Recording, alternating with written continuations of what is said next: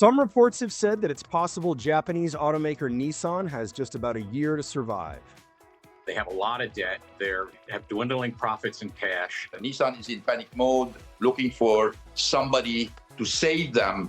Profits fell 90% in the first half of 2024 from the same period the year prior. To ensure its survival, it is seeking an anchor investor.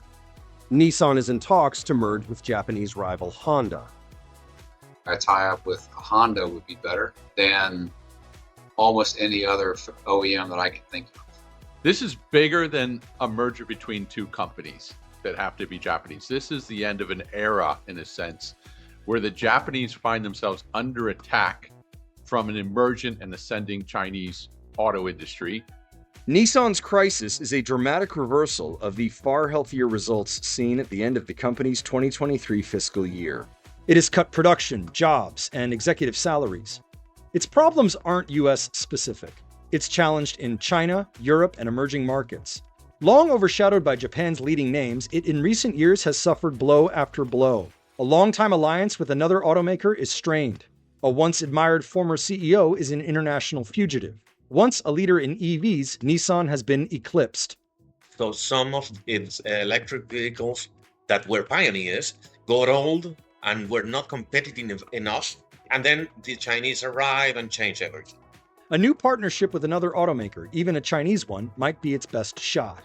These are desperate measures that demonstrate that they were not prepared for this new reality after pandemic and after the semiconductor shortage, which put the Chinese car makers almost at the top.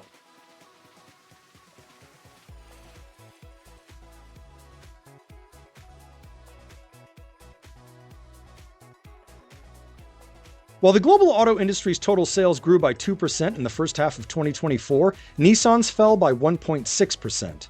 The company blamed its drop in operating income on fewer sales, greater sales incentives, and inflation. It's been struggling in the market, it's been struggling at home, it doesn't have the right product lineup. There are so many warning signs, so many red flags around Nissan. Like larger Japanese rivals Toyota and Honda, Nissan is a global automaker. The US is its largest market.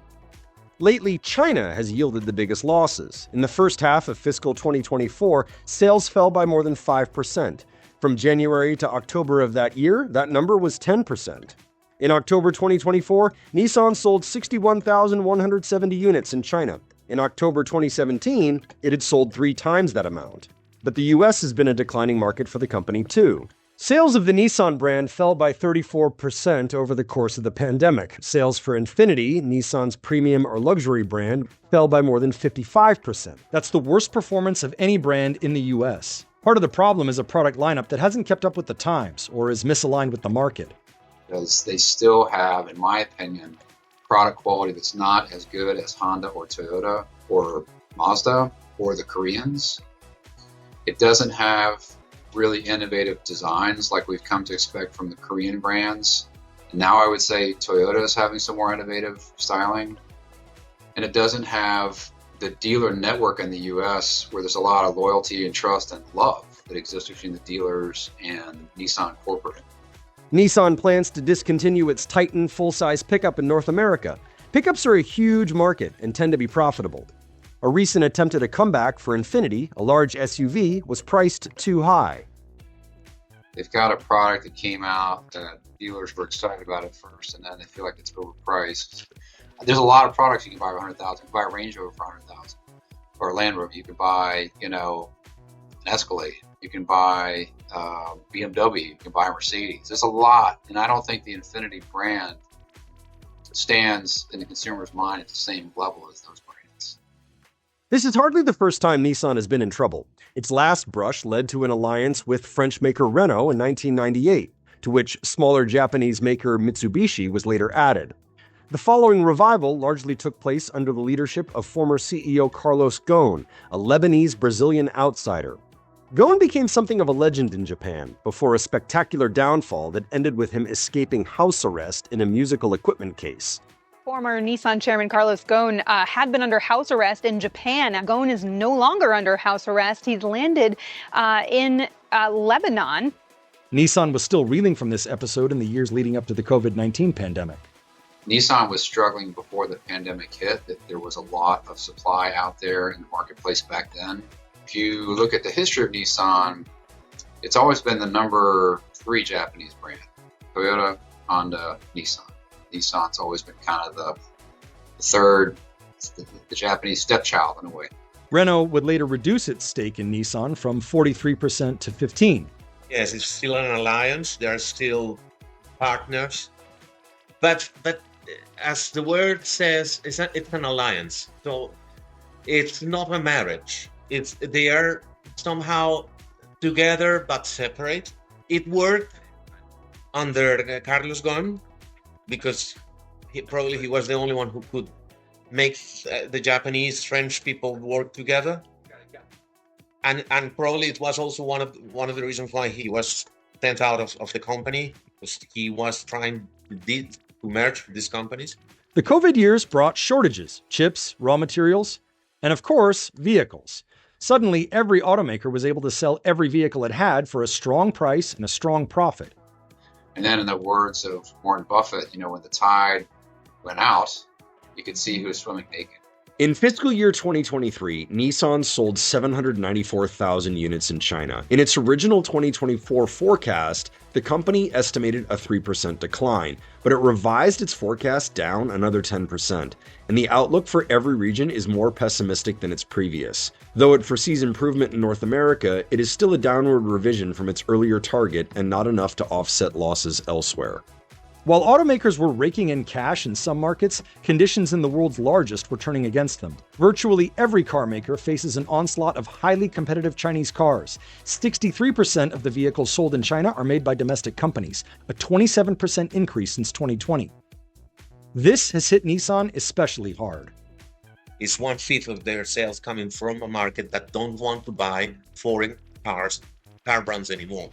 So you are, let's say, quite exposed to it, and the response has been quite low, as it has been the case for Volkswagen, for the German premiums, and even Toyota, Hyundai. All of the ones operating in China are taking longer to respond to this shift in demand in China. It doesn't help that Nissan has fallen behind its non-Chinese competitors in the electrification race as well. Just over half the cars sold in China are electric or hybrid. Nissan was once a leader in this space. The Leaf, first released in 2010, is often called the world's first fully electric mass-market vehicle, but it has received fewer updates than competitors.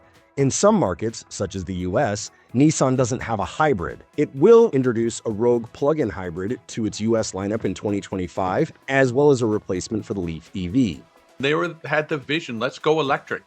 But what they didn't have was that special sauce called making their products attractive, alluring, good-looking, something that would move the emotions. This is what Tesla nailed, and this is what more Chinese automakers are getting on. While its share in China plummets, it's also increasingly confronted with Chinese cars in other markets, especially in emerging ones, such as Thailand, Indonesia, countries in the Middle East and Africa, and Latin America.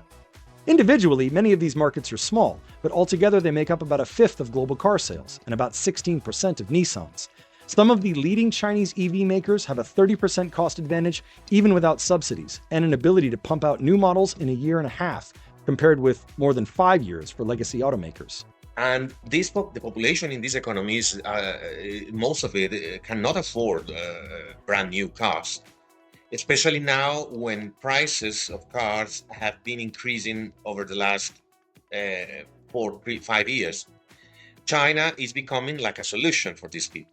That's where these brands, companies like Nissan, are feeling the impact. Nissan's troubles in the US, its largest market, are entirely different. Many of its foreign rivals, including some fellow Japanese firms, are thriving here. The average US Nissan dealer is selling 400 fewer cars than it was 5 years ago. The average Mazda dealer is selling 266 more. So it's not just a Japanese car maker thing. It's specific, I think, to Nissan, that some of the decisions they've made, the management choices they've made about products they've produced, how they've interacted with their dealers, how they've interacted with consumers when there's a problem with the product, has led to this significant loss of market share in the US. Take service, for example. Nissan sells a lot of cars with continuously variable transmissions, which have had some problems. Haig says the company has historically refused to pay to fix them if the car is out of warranty. They fix it if it's under warranty, but if it's not, they're saying, it's the consumer's problem.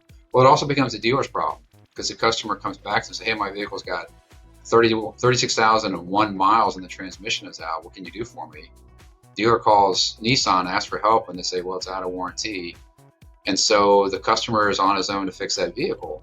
And that's, four-figure repair. Toyota dealers, on the other hand, tell him that company has been better about issuing recalls and springing for repairs to preserve its reputation for quality, as it has done with its recent recall of 100,000 trucks and SUVs with potentially defective engines. So the large majority of these motors are perfectly fine. But Toyota is saying, hey, we don't want there to be a perception of there being a problem. Nissan also has instituted sales incentives that push dealers to sell cars aggressively, which is difficult to sustain over the long term and has a way of driving down resale values. It can also damage its reputation by creating resentful customers who had to shell out a lot more cash for a car than someone who shopped just a few weeks later. Of course, Nissan is not the only automaker that refuses to fix cars out of warranty or the only one that introduces aggressive incentive programs. The question is, how can I sell another car today, even if it costs me 2 sales tomorrow? Versus Toyota, which is, I care more about the 2 sales tomorrow, so I'm going to behave in a way that treats the customer and the dealer well today. And it's that difference in mindset that I think is the overall core reason why Nissan struggles compared to its peers. Nissan's current position is reflected in the values of its dealerships. Toyota stores haven't fallen that much in value since the overall peak in 2023, whereas Nissan stores are a lot cheaper than the average. In fact, there might be a bigger difference between a Toyota and Nissan dealership than at any point Haig Partners has seen, according to its report. So, sales are depressed and products are stale. Meanwhile, Nissan faces intense competition from the Chinese, both in China and, increasingly, in emerging markets. In much of the rest of the world, it is being outrun by global rivals who themselves are facing increased Chinese competition. At the end of the second quarter 2024, Nissan said it would slash global production by 20% and cut 9,000 jobs, about 7% of its workforce. CEO Makoto Uchida gave up 50% of his salary starting in November 2024. Other executive committee members are expected to follow, though details are unclear. It is also shuffling executives. CFO Stephen Ma will now oversee the China business. America's boss Jeremy Papin will become the new global CFO. Christian Munier will take on the Americas. Nissan declined CNBC's request for an interview. It said in a statement, among other things, that reports the company only has 12 to 14 months to survive are based on speculation and not on any announcement by the company. We continue to maintain strong levels of liquidity and are progressing with investments in new products and technologies. Perhaps the biggest news is its possible merger with Honda. This would create the world's third largest automaker, with U.S. market share comparable to that of Toyota and the Hyundai Motor Group. It would also provide an opportunity to share parts and research and development costs. We hope that they will merge with Honda, or perhaps Mazda, but more likely Honda, where together they would have comparable market share to Toyota or the Korean brands. I think that both brands would do better in the US marketplace and also be better positioned to survive against the Chinese, which is a major concern for all these OEMs outside of the US. I don't see the Chinese brands coming into the US for quite a while, but in other markets, they're there, and it's going to be hard to get them out. What we used to see in the past, that the Western car makers went there and they taught the Chinese how to make cars. Now is the opposite. Nissan does have some potential advantages. In a market where high prices are driving away consumers, the fact that Nissan has 6 models starting under $30,000 can attract customers alienated by still relatively high vehicle prices. It will need every tool it has. Price 2025 we're gonna see one of the most serious crises since the last one we had in 2011, 2012. We've been here before with Nissan, and I believe that the strength of Infiniti and Nissan are sufficient to survive this, particularly if they can get a partner.